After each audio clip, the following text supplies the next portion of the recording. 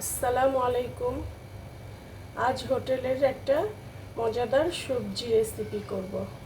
এটা বানাতে আমি এখানে চিচিঙ্গা, পেঁপে, গাজর, পাতাকপি, বরবটি, ফুলকপি, আলু, মিষ্টি কুমড়া আর বেগুন নিয়ে নিয়েছি।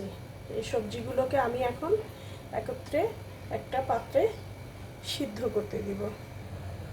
আমি এর ভিতরে কিছু এরকম রসুন দিয়ে দিব, দিয়ে এর মধ্যে 1 টেবিল চামচ লবণ অ্যাড করব।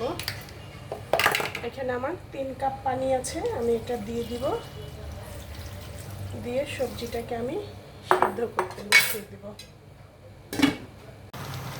ভিউয়ার্স, আমার সবজিটা সিদ্ধ হচ্ছে।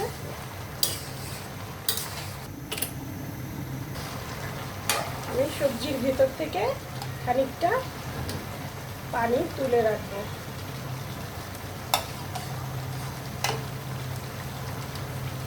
1 থেকে 2 কাপের মতো তুলে রাখবো। আমি এই পরিমাণ পানি সবজি থেকে তুলে রেখেছি। এখন এটা আমি ঢেকে যে পানিটুকুন আছে সব শুকিয়ে নিব। আমার সবজি পানিটা শুকিয়ে গেছে, আমি এখন এটাকে তুলে নেব। কড়াইতে আমি আধা কাপ তেল দিয়ে দিব। এর মধ্যে শুকনো মরিচ, তেজপাতা ছেড়ে দিব।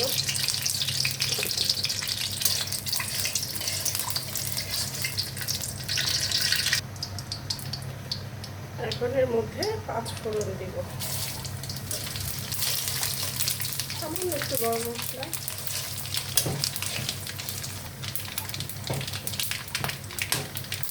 একটু আদা বাটা অ্যাড করব,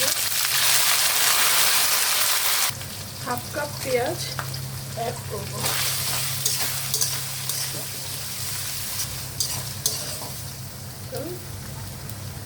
মরিচ 1 টেবিল চামচ, 1 চা চামচ হলুদ, 1 টেবিল চামচ ধনিয়ার গুঁড়া অ্যাড করব।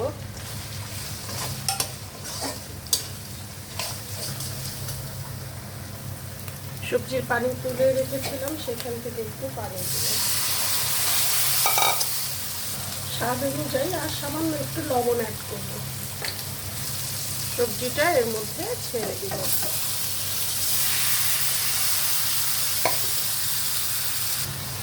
ভালো মতো মিশিয়ে আমার আরও 1 কাপ পানি আছে সবজির, সেটা অ্যাড করব, করে ঢেকে দেব।